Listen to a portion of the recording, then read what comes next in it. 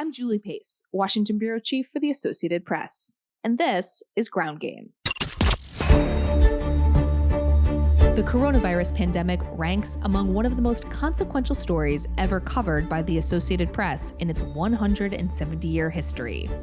Here to take you inside the outbreak is AP's Ralph Russo.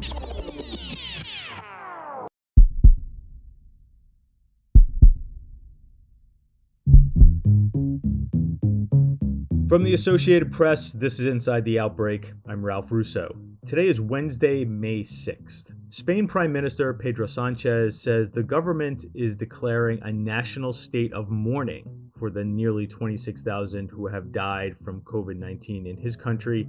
Meanwhile, in Africa, the number of confirmed coronavirus cases has shot up 42% in a week.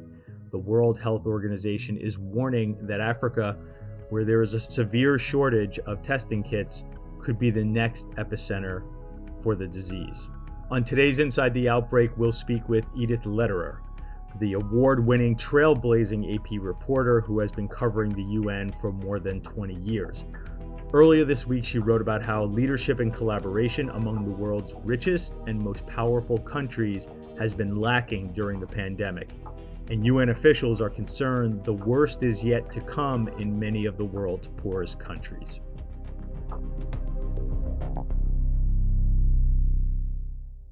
Edith Lederer has covered some of the most impactful news events of the last 5 decades for the Associated Press: wars, famines, political upheaval on every continent but Antarctica.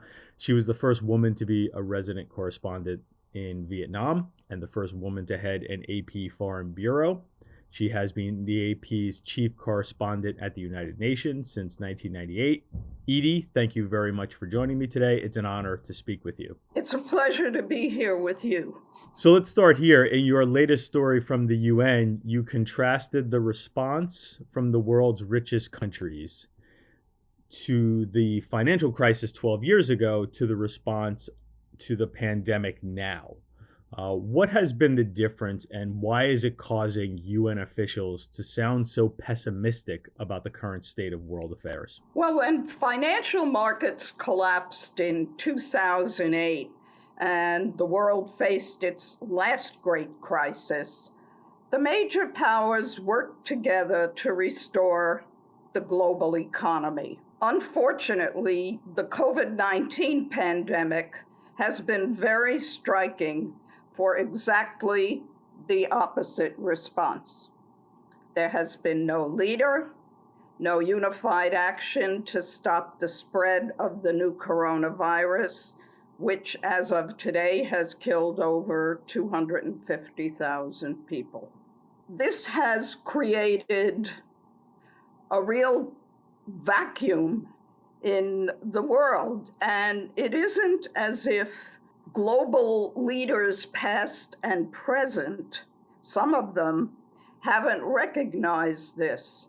The UN Secretary General Antonio Guterres proposed ahead of the summit of the leaders of the 20 richest countries in the world, who are responsible for 80% of the global economy, that they adopt a wartime plan and cooperate to respond and suppress the virus.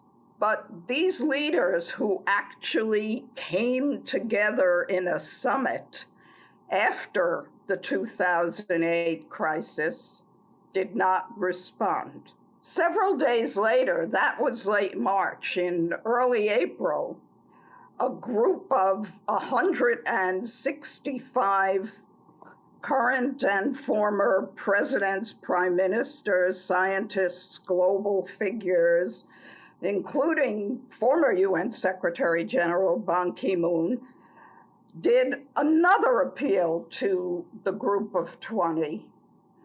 And again, they got no response. So this is the dilemma the world has found itself in. And the result has been, unfortunately, that every country has gone off on its own with a different strategy. And instead of having a united response, all these sort of go it alone, independent strategies really risk, according to experts, that COVID-19 will not disappear, but will rather spread and then possibly return. So there seems to be another global crisis brewing sort of below the surface of what we see now with the pandemic. As you mentioned, many of the poorest parts of the world have not yet been hard hit by the outbreak. Some officials, quoting from your story, are estimating that could come in 3 to 6 months and affect 700 million people. What are the fears of UN leaders for what lies ahead? Well, I think the great fear from UN leaders of what lies ahead is that if nothing is done to help those 700 million people, we could see widespread famine and deaths. These 700 million people are the poorest people in the world.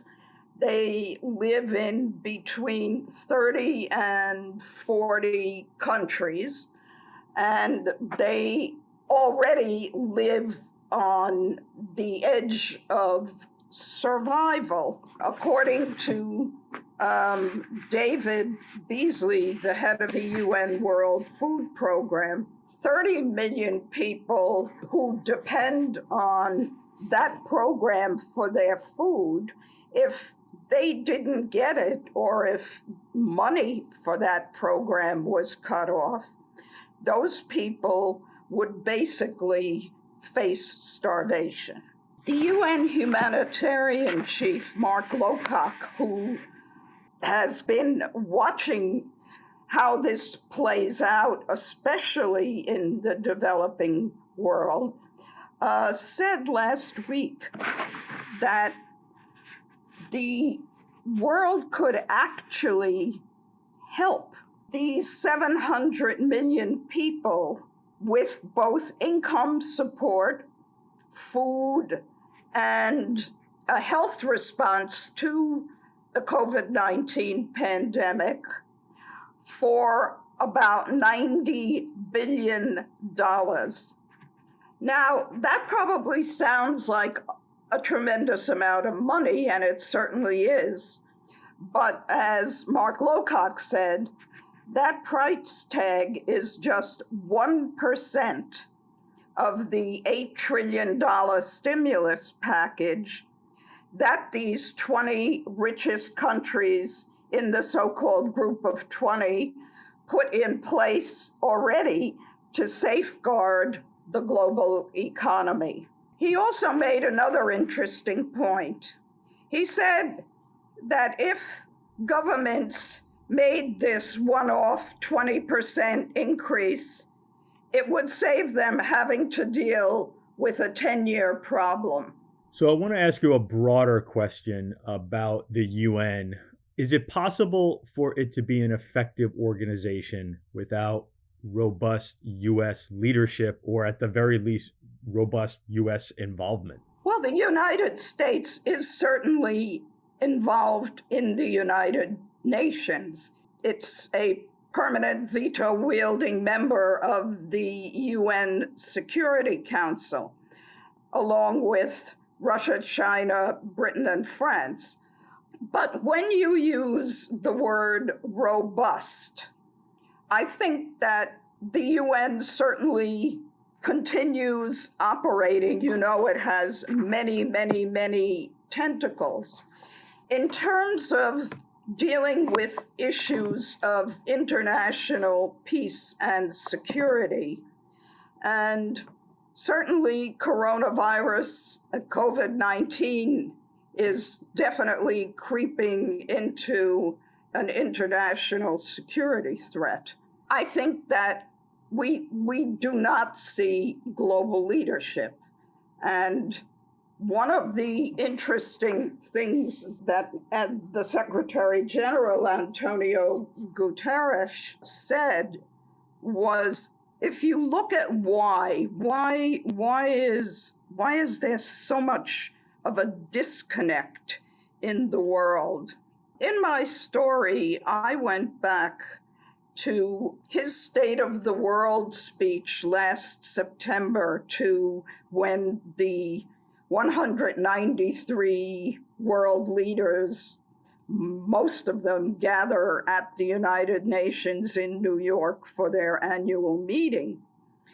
And he warned of the risk of the world dividing between the United States and China at a time of rising populism, increasing xenophobia, spreading terrorism, exploding inequality, and a lingering climate crisis.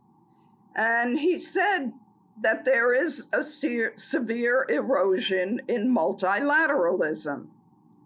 And multilateralism, which is all nations working together, is the foundation on which the United Nations was founded 75 years ago after the devastation of World War II.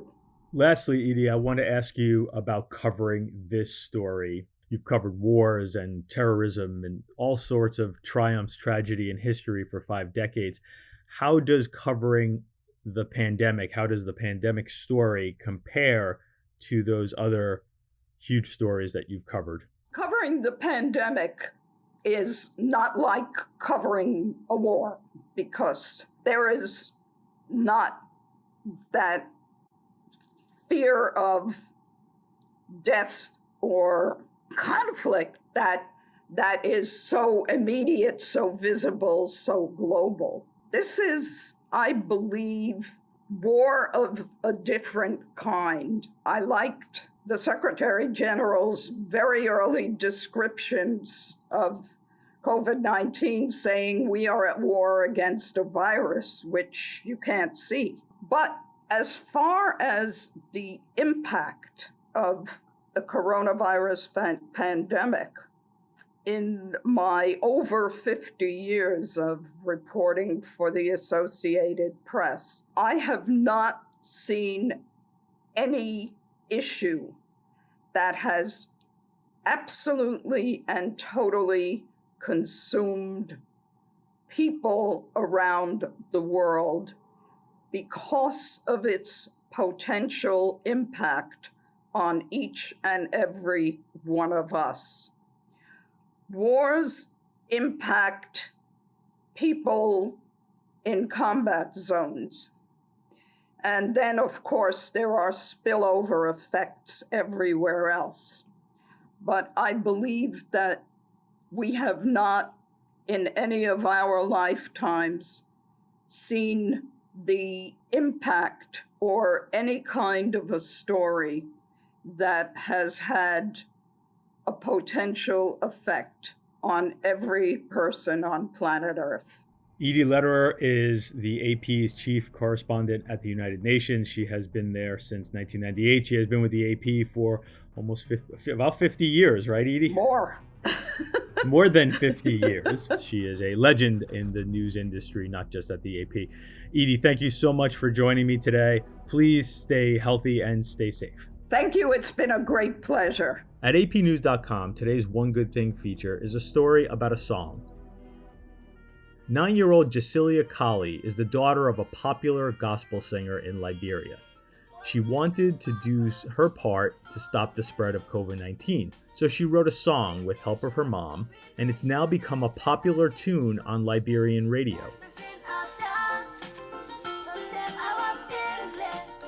Jasilia sings, "Let's protect ourselves to save our family and our country. Let's stop the public gatherings." You can read that story and all of AP's coronavirus outbreak coverage at apnews.com. That's it for this episode of Ground Game. We'll be here every step of the way during this extraordinary moment in American politics and American life, giving you all the news you need to know. Be sure to tell a friend about us, and please subscribe on Apple Podcasts and leave us a review. Some of the details of our discussion may have changed by the time you hear this. For up-to-date developments on all of your news, head over to apnews.com. From the Westwood One Podcast Network.